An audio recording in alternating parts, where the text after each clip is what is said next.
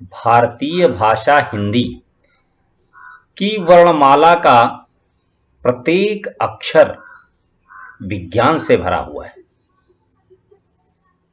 सटीक गणना के साथ क्रमिक रूप में रखा गया है।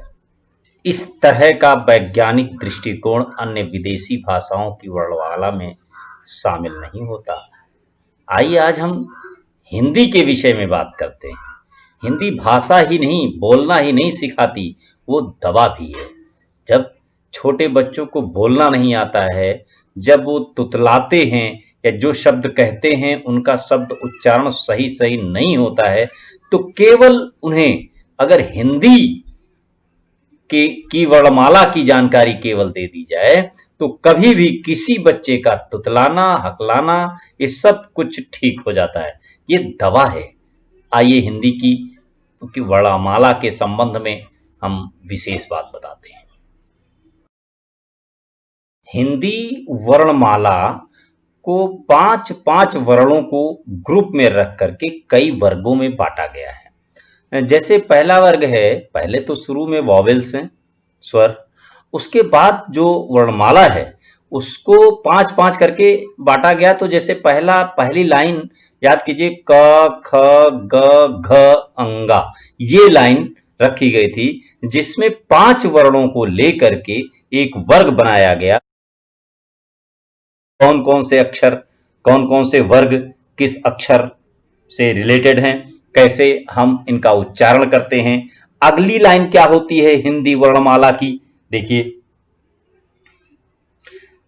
ट ठ ड ढ।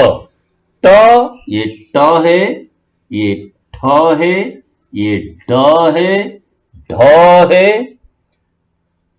ढ और आड़ा।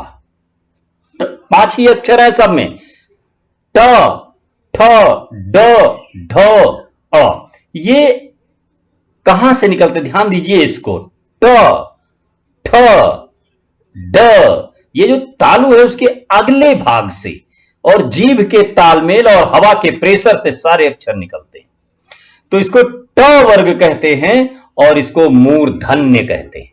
मूर्धन्य, मूर्धन्य ग्रुप है ये, ट वर्ग है ये। इसके सारे अक्षर तालु और जीभ, तालु का अगला हिस्सा और जीभ महसूस करती है, और ऊपर जब उठती है मूर्धन्य, ऊपर जब उठती, जीभ का मूर्धन्य का मतलब होता है जीभ का ऊपर उठना, उठती है और तालु से टच करती है और हवा का प्रेशर उसको खोलता है, तब ये अक्षर, मतलब मुंह के अंदर जो आवाजें हैं, जो ध्वनि हैं, जो स्वर हैं, उनको पूरी तरह हिंदी भाषा बांधती है, सिखाती है। ये है हमारी हिंदी। हिंदी में ये सब कुछ होता है और भाषाएं ये सब कुछ नहीं देती। अब देखिए आगे क्या होता है।